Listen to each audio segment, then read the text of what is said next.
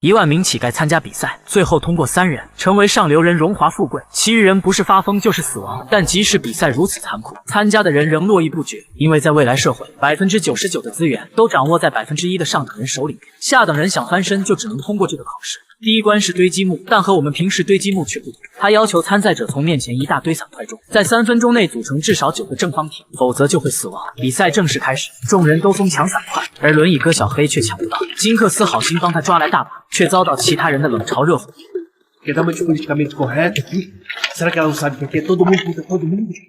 时间即将结束，白哥却只拼好了8个，眼看自己完不成，他竟直接抢了路人甲的方块摆在自己桌前。路人甲想抢回来，却被考官淘汰，因为这里只在乎结果。白哥活了下来，而另一边金克斯也只拼了8个。就在他绝望之时，小黑出手。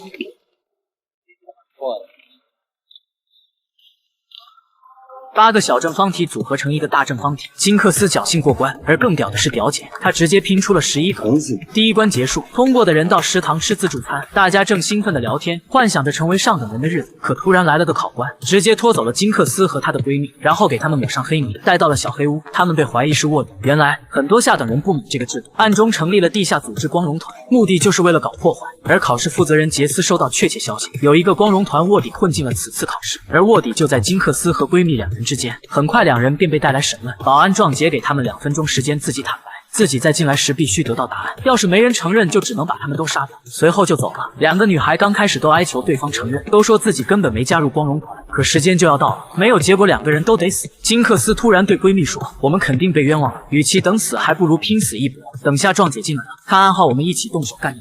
抢了他的枪，然后逃离这里。闺蜜点了点头。时间一到，壮杰走了进来，金克斯也发出了动手信号，2人直接给壮杰扑了上去。可没想到，金克斯只是站起来整理了下发型，而闺蜜却扑上去后被壮姐直接开枪打死。原来金克斯才是卧底。来之前，光荣团长老阿言告诉他的大哥正是死于考试负责人杰斯之手，所以他的目的就是通过考试接近杰斯，然后复仇。看着地上的枪，他刚想捡，可却被赶来的杰斯抢先一步拿到。难道要死了吗？所幸杰斯以为光荣团卧底已经死亡，没有爆他的头，而金克斯也被重新送了回去。半路上，他想到考试的残酷和被自己害死的闺蜜，终于忍不住哭了。同时，他也暗暗下定决心，一定要通过考试杀掉杰斯，为哥哥和闺蜜报仇。回归队伍，金克斯和小伙伴来到了第2关，几人被带到了一个封闭的案发现场。这关考的是逻辑推理能力，考官让他们分析出蓝色衣服女人死因。大家都在积极寻找线索。突然，大壮跳了出来，说出了答案。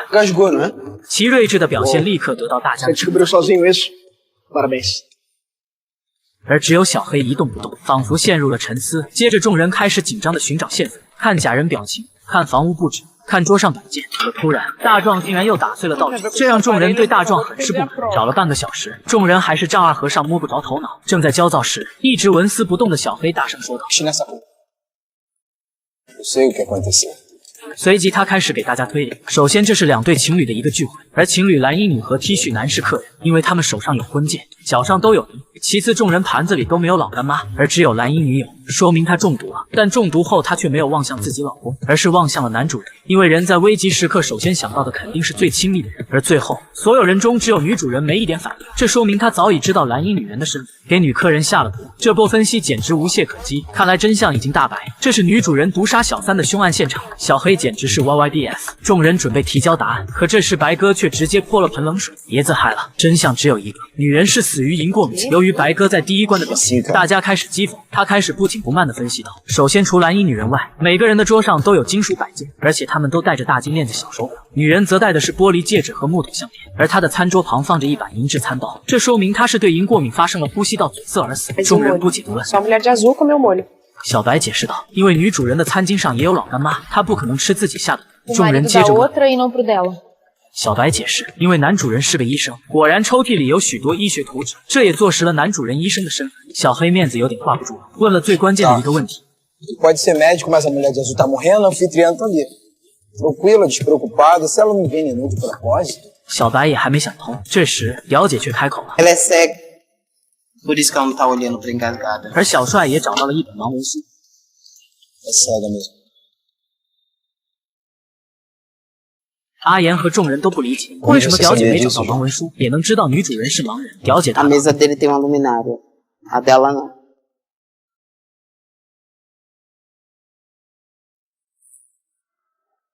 提交答案，白鸽答案正确。主考官杰斯也露出了满意的微笑。除了老趴菜大壮被淘汰，其余众人都可以过关。即将开始第3关，但是主考官杰斯却要监察员黑姐帮他盯着，因为他要回家收衣服。而监察员黑姐其实是杰斯死对头。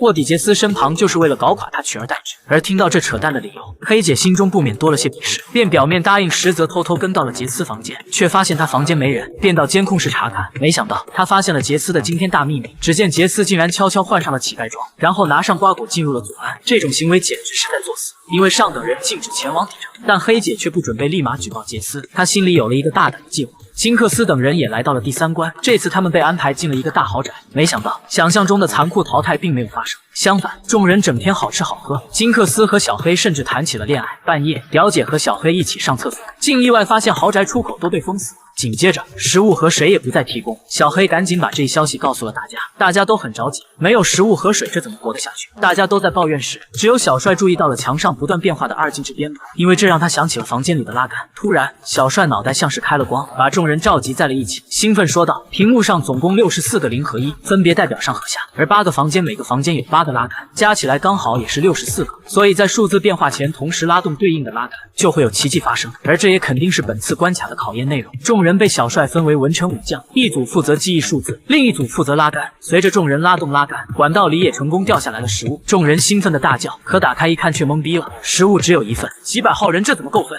果不其然，大家在分配上产生了争执，最终大家一致决定按姓氏顺序决定，然后再循环拉动拉杆，直到让每个人都能吃上饭。而外面的主考官杰斯看见众人的行为，觉得失去了考核的原本意义，当即决定增加难度，给他们加菜。于是，一大堆食物顺着管道落下，大家开心极了，疯狂抢夺。可小帅却皱起了眉，直觉告诉他，这可能不是什么好事，但是现在赶紧出去才是当务之急。于是他找了一群猛男组成了撬门大队，他们拆了床上的钢管，终于门被撬开了一个口子。白鸽冒险进去一探究竟，却得到一个坏消息，门外还有门。小帅备受打击，而其他猛男也不干，因为撬门需要力气，他们把自己的饭都吃光了。他们纷纷要求小帅赔偿。小帅面庞逐渐变得扭曲，他做了一个大胆的决定。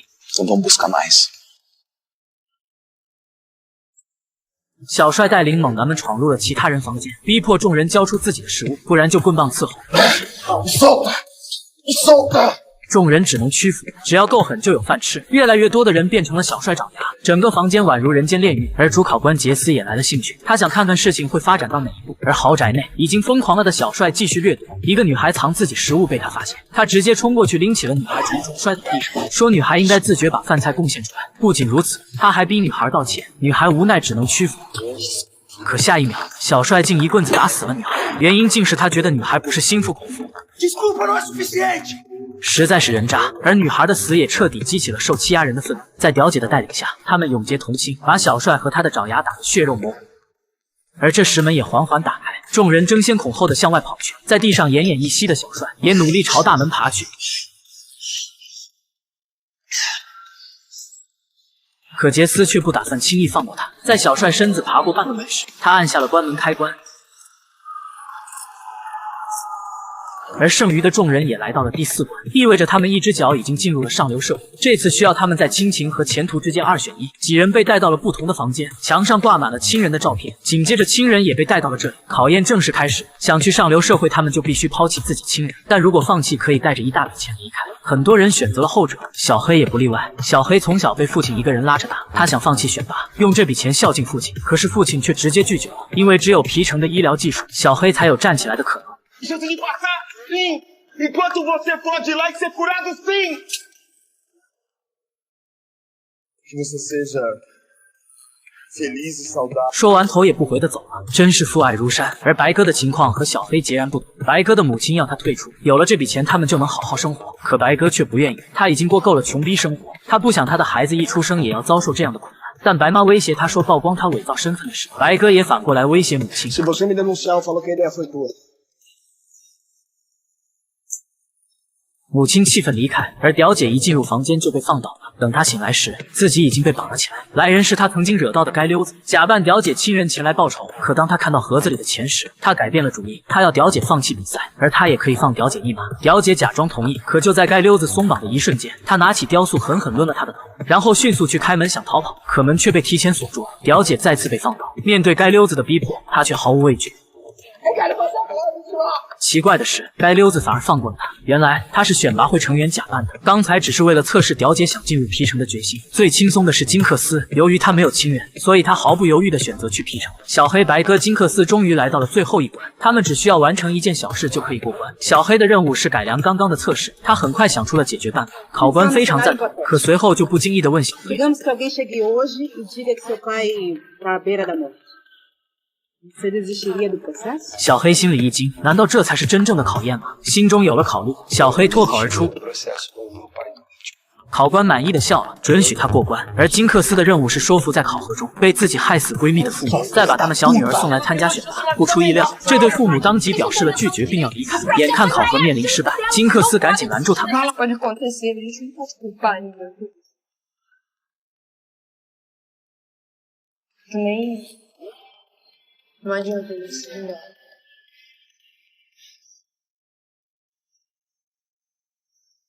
Perdoe o processo. Não desistir, não desistir. 在金克斯的影帝级演技下，对方同意了，他也成功过关。而白鸽的考验最简单也最不简单，他只需要在1个小时内同时打开大厅两边的投影，这意味着他必须找人帮助。可由于白鸽第1关抢别人方块，第3关成为小帅的爪牙，参加考核的人没有一个人愿意帮他。白鸽找到小黑，小黑看不惯他的人品，一口拒绝。白鸽使出了杀手锏，他说出了小黑女友金克斯和他一样，都是反抗组织光荣团的成员，而这也是他上1关被金克斯帮助的原因。小黑如果不帮他，他就举报金克斯。小黑无奈只好答应，白鸽也顺利过关。众人离成功只有1步之遥。杰斯准备给他们安排庆功会，房间内金克斯举起玻璃碎片，划破了自己阑尾，从里面取出了一个大胶囊。原来这正是他用来杀死杰斯的毒药，而庆功会就是最好的动手时机。宴会上，金克斯借口感谢杰斯的帮助，在拥抱时偷偷把毒药洒在了他的酒杯中，然后赶紧躲在暗处观察。杰斯和大家一起举杯庆祝，可金克斯期待的事情却没有发生，怎么还不到？ 突然，砰的一声，另一边的格子男倒地抽搐不止。原来他刚刚和杰斯吹牛，走的时候拿错了酒杯，格子男抢救无效，直接死亡。检查表明，他是死于光荣团特有的敌敌畏，所以凶手一定是光荣团的人，而且就在通过考核的人里面。杰斯很不理解，格子男是出了名的人缘好，谁会毒他呢？突然，他想到了一种可能。 会不会凶手一开始想杀的是自己？而金克斯这时也感觉大事不妙，赶紧把剩余的敌敌畏色给白鸽，要他秘密处理掉。可白鸽刚拿到手，杰斯带着大兵就走了过来，吓得白鸽直接就扔掉了手中的敌敌畏。很快，通过考试的人被叫来挨个盘问。轮到金克斯的时候，他腰上的新伤引起了杰斯的注意。Com licença. Que é isso? Há mês atrás eu fui assaltada, levaram tudo meu, tudo. E aí ele ainda me cortou aqui. 紧接着，杰斯让他看格子男妻子嚎啕大哭的视频，然后偷偷观察金克斯的反应。可金克斯死不承认，杰斯只能让他离开。可这时，保安队长壮姐递给了杰斯一个袋子，里面装的正是白鸽扔掉的毒药。杰斯看了一眼药的胶囊外壳，再联想到刚刚看到的金克斯阑尾的伤口，心里有了答案。这时，选拔会议员也来质问杰斯的查案进度，可杰斯直接说他已经知道了凶手。 可抓捕的对象却不是金克斯，反而是监察员黑姐。我和黑姐都是一脸懵逼。原来黑姐在前几天撞见了杰斯去祖安的惊天大秘密，这对于他们上流人来说是绝对禁止。但他没有急于举报，而是威胁杰斯让位给他。杰斯恨得牙痒痒，却没有办法。没想到这次格子男的死亡却意外给了杰斯机会。他在会议上指控黑姐是祖安卧底，并拿出了事先逼供而来的一份视频。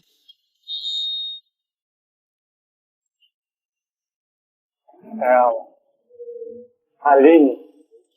Ela era uma das nossas revolucionárias mais aguerridas. Eu a conheci, era praticamente uma adolescente. Você vai cumprir o que você prometeu, não vai? Hein?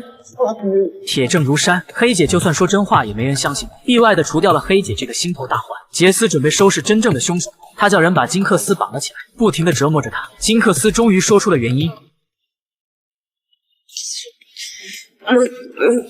可杰斯接下来的回答却让他震惊，他的哥哥根本不是光荣团的人，而且已经通过了考验，在 P 城生活得很好。更让金克斯吃惊的是，杰斯曾经是光荣团的人，只是现在背叛了光荣团，这也是光荣团派金克斯来杀他的原因。紧接着，杰斯要他说出光荣团的藏身之处，之前的事他既往不咎。得知真相的金克斯情绪瞬间崩溃，原来自己被别人卖了，还在帮别人数钱。他于是说出了光明会的下落。杰斯也遵守约定，为金克斯注射了阉割试剂。而另一边，白鸽正等待着最后一关的到来。可杰斯到来宣布，最后一关竟然是阉割，因为人类社会最大的不公就是遗传，只有这样才能让皮城里都是有真才实学的人。白鸽却慌了，因为他参加选拔的唯一目的就是过上好日子，然后生个龙凤胎。他想拉大家一起抗议，可没人放弃，毕竟辛辛苦苦走到这一步，离开就什么也没有了。白鸽本想等小黑和金克斯等人一起，可阉割时间马上就要结束，白鸽只好把心一横，也接受了阉割仪式。而此时另一边，小黑去找金克斯，却发现房间没人，而杰斯走来对他说金克斯已经被淘汰了，女朋友被淘汰，追爱少年小黑立马就选择要退出。杰斯恨铁不成钢。 Tá maluco? Você chegou até aqui.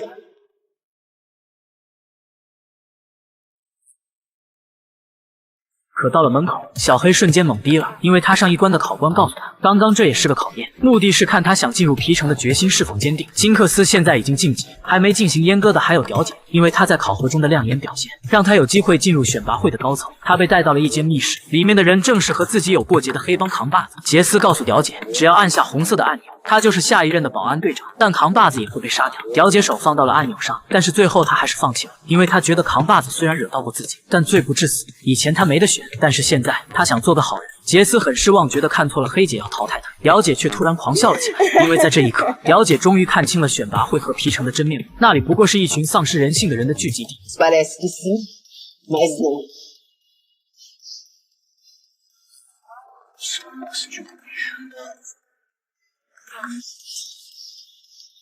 O lixo? Eu sou o lixo? Olha só pra você. Dizendo que o lado de lá foi feito pra gente como eu. Não. Foi feito pra gente como você. Um coitado. Se acha melhor do que todo mundo. Vai ter um belo de um cuzão. Um bosta. Que só tem esse processinho de lixo pra brincar de reizinho. Você não consegue ver como isso aqui é um absurdo? Porque não tem nada de gente mesmo. É um lixo que você é. Vai embora! Antes que eu te coloque naquela cadeira, vá! Já tô indo! 他下定决心一定要改变这一切。在门外，姚姐看见了小黑，告诉了小黑金克斯已经前往皮城的事。小黑很失望，两个被淘汰的人往祖安走去，但是他们一路上却有说有笑。看完本季，阿言觉得人终究要有人性，失去人性得来的富贵实在不可取。你们觉得呢？